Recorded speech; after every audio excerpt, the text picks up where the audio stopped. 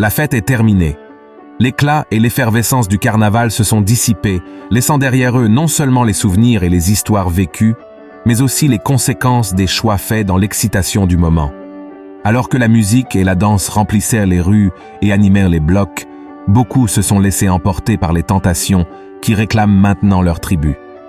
Prostitution, adultère, drogue et violence, tout. Ce qui était glamourisé et même encouragé pendant les jours de carnaval commence à porter ses fruits destructeurs à partir de maintenant. Et dans cette vidéo, je vais vous montrer quelques maladies et blessures que le carnaval laisse dans le corps et l'âme de ceux qui se sont livrés à la fausse joie et aux plaisirs éphémères de ces jours, ainsi que toute la douleur et la tristesse qui peuvent survenir par la suite. Mais mon objectif principal est de montrer que, malgré les conséquences qui peuvent durer toute une vie, il existe un nouveau départ disponible pour ceux qui veulent mener une vie différente à partir d'aujourd'hui. Et à la fin, je vais vous montrer exactement ce que vous devez faire, d'accord ? Mais avant de commencer, je vous demande de vous abonner à ma chaîne. Il vous suffit de cliquer sur le bouton sous la vidéo et de vous abonner. Et à côté, activez la cloche de notification pour recevoir les prochaines vidéos sur votre téléphone, d'accord? Maintenant, commençons. Cette année au Brésil, de manière étonnante, des milliers de chrétiens ont participé aux festivités du carnaval, que ce soit dans les défilés, les blocs de rue, les bals ou toute autre forme de célébration. Ils cherchent dans le mercredi des cendres une opportunité de reconnexion avec Dieu. Tandis que les catholiques assistent à la messe des cendres, cherchant une purification, les évangéliques retournent à des cultes plus fermes. Et tous se tournent vers la prière, demandant pardon pour leurs péchés, observant des jeûnes et faisant des vœux dans un geste de repentance. Et bien sûr, si Dieu perçoit que le repentir est sincère, il pardonne la personne, pourvu qu'il trouve la vérité dans son cœur et le désir de changer de comportement. La Bible dit dans Proverbe 28, verset 13, que celui qui cache ses péchés ne prospère pas, mais celui qui les confesse et les abandonne reçoit miséricorde. Et dans 1 Jean 1, verset 9, il est dit que si nous confessons nos péchés, Dieu est fidèle et juste pour nous pardonner et nous purifier de toute injustice. Cela ne se produit pas parce que nous sommes bons ou méritants, mais parce que Dieu est miséricordieux et qu'il a un amour pour nous qui est plus grand que tout dans ce monde. Mais il y a quelque chose. Le pardon de Dieu n'annule pas les conséquences de nos choix. Et je veux lire avec vous un passage que l'apôtre Paul a écrit à ce sujet. Il a dit ainsi, « Ne vous y trompez pas, on ne se moque pas de Dieu. Ce qu'un homme aura semé, il le moissonnera aussi. Celui qui sème pour sa chair, moissonnera de la chair la corruption. Mais celui qui sème pour l'esprit, moissonnera de l'esprit la vie éternelle. » Je sais que ce mot est lourd, mais il est vrai. Et le Seigneur m'a demandé de te le transmettre aujourd'hui parce qu'il veut que tu réfléchisses aux conséquences de tes péchés et que tu sois prêt à les affronter, aussi terribles soient-elles. Cela fait également partie du processus pour se rapprocher de Dieu et revenir sur ce chemin, d'accord? C'est pourquoi, à partir de maintenant, je veux te montrer quelques maladies et blessures du corps et de l'âme que le carnaval peut causer dans la vie des gens. Certaines de ces blessures sont causées par des facteurs naturels, mais d'autres affectent la vie spirituelle. Au début, le péché apporte un plaisir et une joie immense. Mais ensuite, le remords et le sentiment de culpabilité volent la paix et le bonheur véritable, pouvant transformer la vie de la personne pour toujours. Et la première maladie est la syphilis. Les symptômes de la syphilis peuvent varier, allant de la chute des cheveux aux plaies et aux taches sur le corps, mais ils peuvent évoluer et se transformer en problèmes cardiaques et neurologiques graves, pouvant même entraîner la mort. Il s'agit d'une maladie physique courante, mais dont peu de gens parlent. La syphilis est généralement transmise par des baisers. En fait, de nombreux jeunes chrétiens finissent par contracter cette maladie pendant le carnaval parce que, comme beaucoup d'entre eux sont vierges, ils voient dans le baiser, avec plusieurs personnes différentes, une façon de s'amuser. Je me souviens qu'une fois, j'ai prêché dans une église et, après le culte, je suis passé près d'un groupe d'adolescents. Ils riaient et chuchotaient. Je me suis approché un peu et j'ai vu qu'ils comptaient combien de personnes ils avaient réussi à embrasser au bal de carnaval de l'école. Alors que l'un avait embrassé 5 personnes, un autre en avait embrassé 7 et un autre 11. Frères et sœurs, cela m'a beaucoup effrayé et en même temps attristé, car c'étaient des jeunes de moins de 15 ans qui connaissaient la parole de Dieu et étaient probablement nés dans un environnement évangélique. Et nous savons que le baiser peut, en effet, conduire à un acte sexuel, surtout lorsqu'il n'y a pas d'engagement envers Dieu et envers l'autre personne. C'est à cause de péchés comme ceux-ci que l'apôtre Paul nous a conseillé, dans 1 Corinthiens chapitre 6, de fuir l'immoralité sexuelle, car notre corps est le temple du Saint-Esprit. Frères et sœurs, l'infection par la syphilis n'est pas seulement une question de santé, mais aussi une conséquence du déshonneur envers le corps que Dieu nous a donné. Embrasser une ou plusieurs personnes peut sembler anodin, sans importance, mais sans que la personne ne s'en rende compte, elle se refroidit spirituellement et commence à perdre son intérêt pour les choses du Seigneur. Deuxième, maladie sexuellement transmissible. Les MST, en plus de la syphilis, comme le VIH par exemple, sont la conséquence des relations sexuelles pratiquées en dehors du mariage, quelque chose qui, malheureusement, a tendance à se produire fréquemment pendant le carnaval, car l'ambiance, la fête et l'alcool suscitent le désir charnel des personnes, amplifiant ainsi la tentation.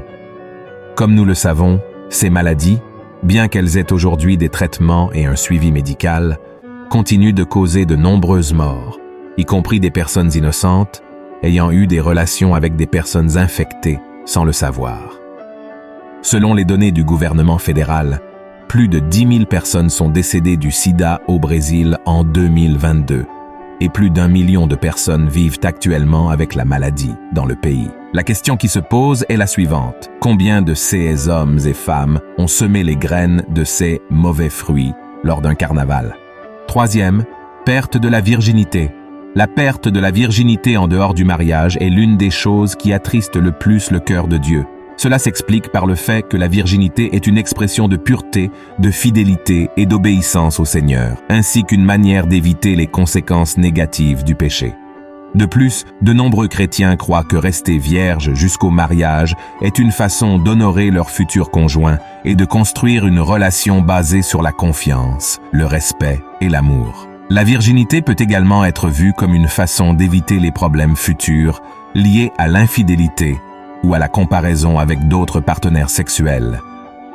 Malheureusement, nous vivons dans une société qui valorise trop l'expérience sexuelle avant le mariage et se moque de ceux qui décident d'attendre, et le carnaval amplifie cela. En raison de cette pression, de nombreux jeunes cèdent et offrent à des personnes à peine connues ce bien si précieux. Presque toujours, ils finissent par regretter amèrement ce choix, portant avec eux un sentiment de culpabilité et de honte pour le reste de leur vie. Quatrième, grossesse non désirée. La grossesse, résultant d'une aventure sexuelle lors d'une nuit de carnaval, est l'une des conséquences physiques et émotionnelles les plus lourdes que le péché puisse entraîner, car elle change les plans de vie de la personne pour toujours, surtout de la femme.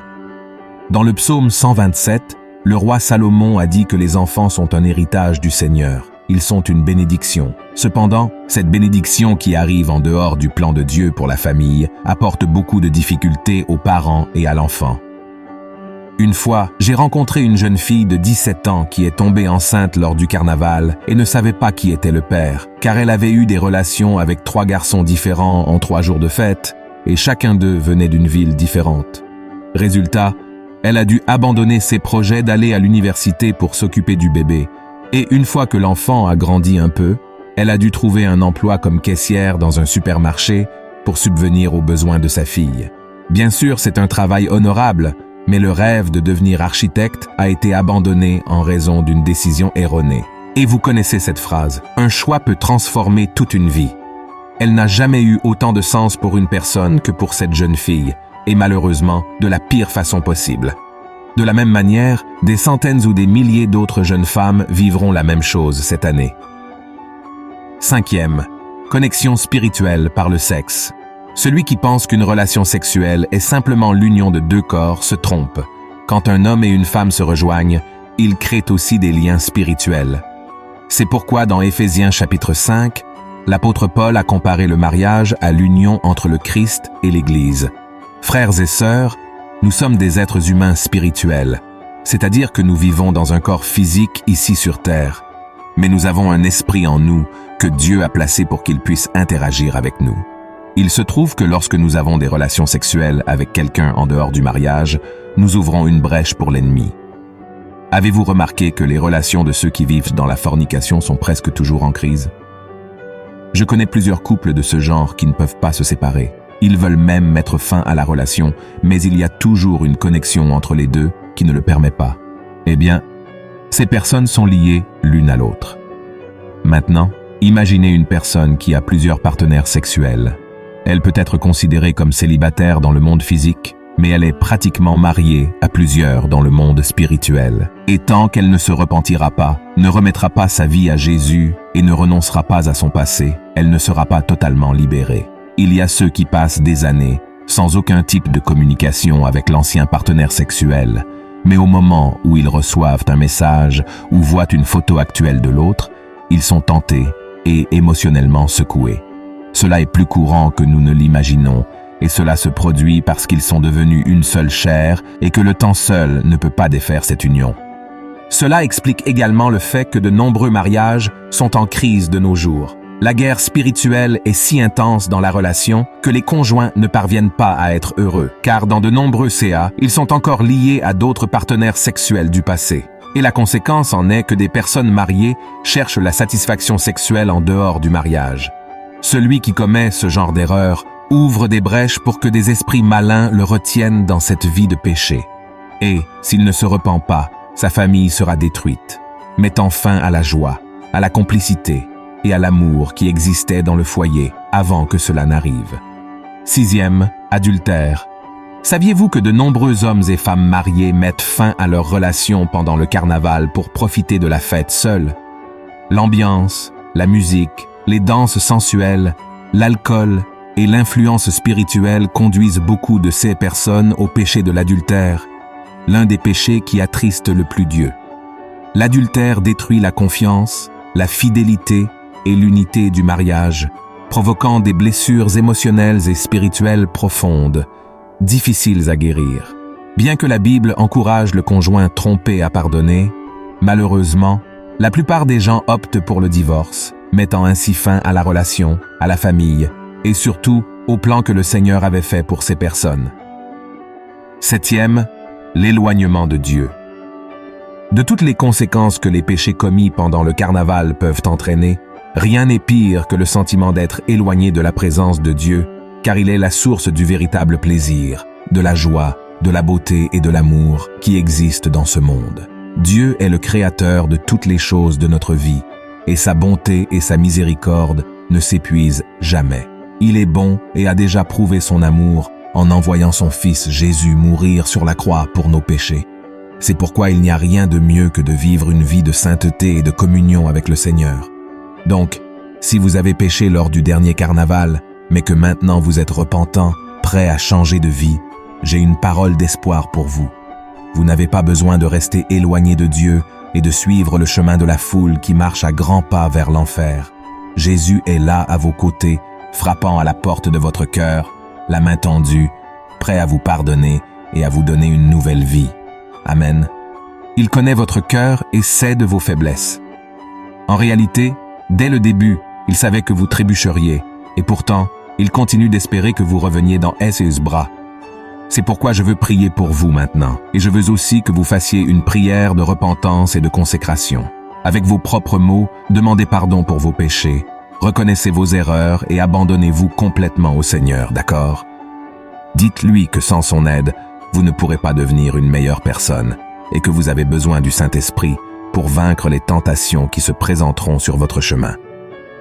Ensuite, engagez-vous à être un vrai chrétien, un enfant obéissant qui vit dans la sainteté, afin que vous ne récoltiez jamais les fruits amers du péché, d'accord? Maintenant, je veux prier pour vous, si vous le pouvez. Fermez les yeux et concentrez-vous sur cette prière.